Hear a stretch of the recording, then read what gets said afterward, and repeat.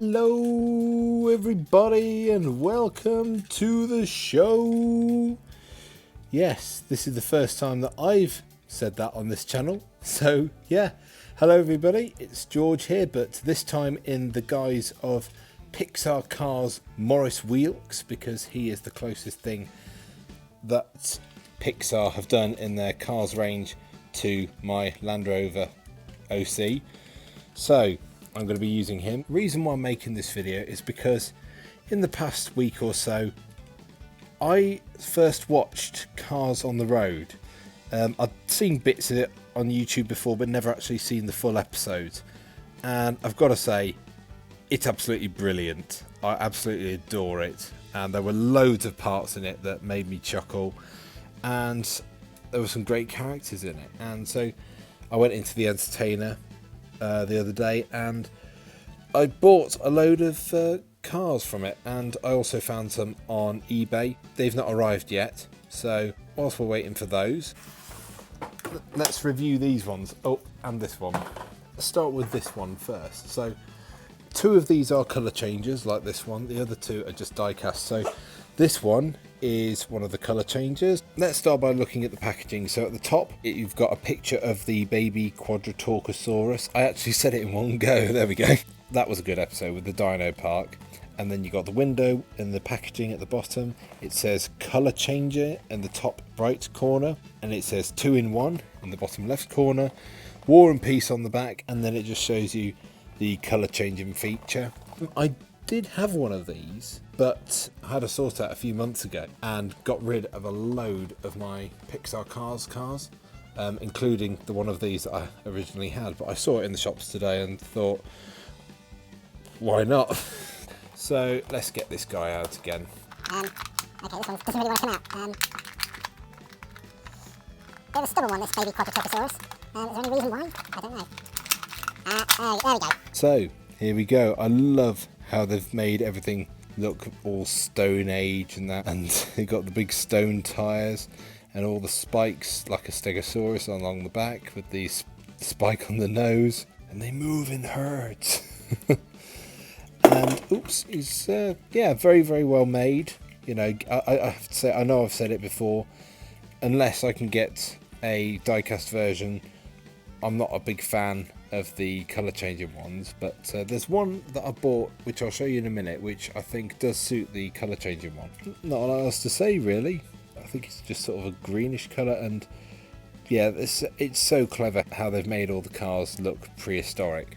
So let's pop him back there, and I'll bring on the next colour changing one, which is one I've had my eye on for a while. It's this one, Diana Geardo. Before I'd seen Cars on the Road, I was struggling to work out where she fitted into the story, but then I think I recognised her very quickly in the Haunted House episode.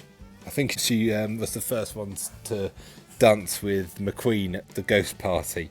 But yeah, so there she is up at the top, and there's the window of her, and then obviously all the same stuff. So yeah, that does look like the colours that she was in the ghost one, and that's what she obviously looks like in the painting that she came out of. So yeah, I'm quite interested to see this one. I've been umming and ahhing about getting this one for a while, because I really like the design. I do like the older style cars. Come on, love, come on.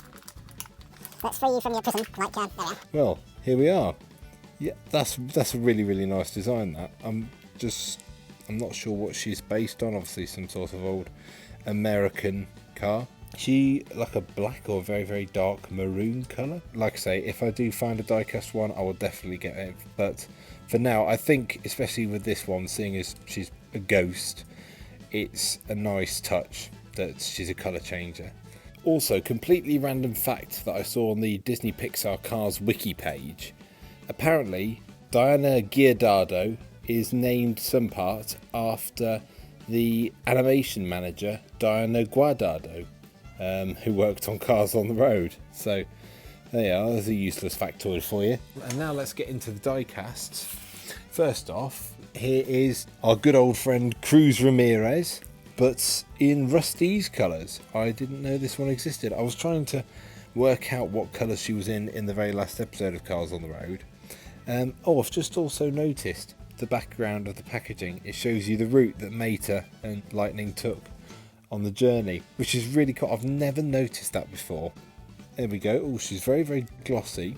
So she's kept her number 51. It's the same mould that they used for the Dynaco mould as well, but obviously in the sort of orangey red colour.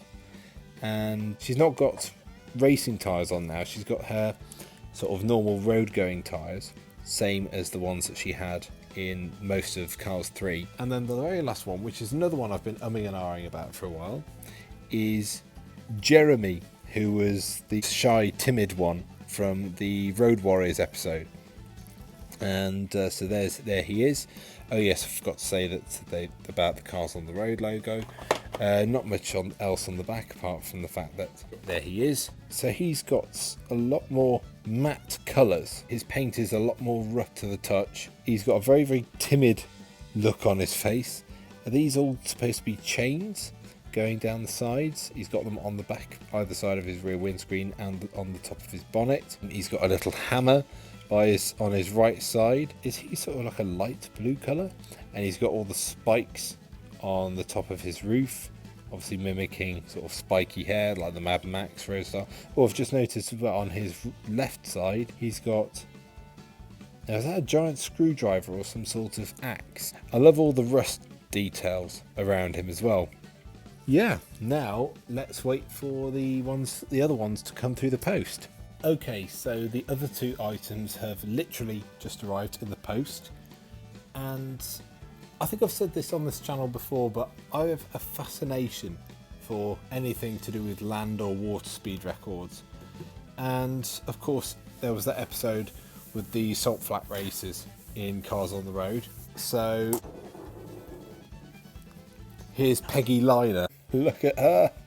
She's fantastic. She's sort of like an orangey, almost bronzy gold colour, and she's got sort of like a beige yellow tail fin with, oh, she's from Australia, so she's got the Australian flag on her tail fin. There's her eyes and a little side window. She's got her serial number on the side, and she's racer 327. She's got lots of sponsorships on there. Then she's got all the bloody hell, five engines. Or is that just 5 air intakes? I'm not sure. And then her mouth is right at the front, and she's got 3 wheels. They're all coloured white because of the salt flats. Yeah, that's a really cool one, that. So let's put her there. And then the other one, it's Nile Speed Cone. And yeah, there he is. Oh wow, look at that. Of course, with the packaging, we know the packaging, Cars on the Road logo up in the top right corner. And then you got the picture of Nile. There's his name, Nile Speed Cone. There he is in front of the Cars on the Road map. And then there he is again on the back, Nile Speed Cone. Recycle, recycle, War and Peace, Sad Onion. Yeah, everything that we like. So let's get him out. And here he is. Oh wow, I was expecting him to be a lot bigger. I don't know why, but yeah, there's his face and his mouth.